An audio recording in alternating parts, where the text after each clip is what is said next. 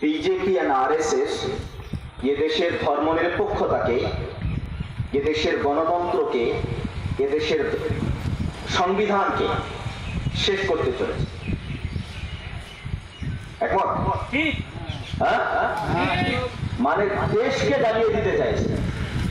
তো যারা দেশকে জ্বালিয়ে দিতে চাইছে বিভিন্ন পার্টির যারা নেতা তাদের কর্তব্য কি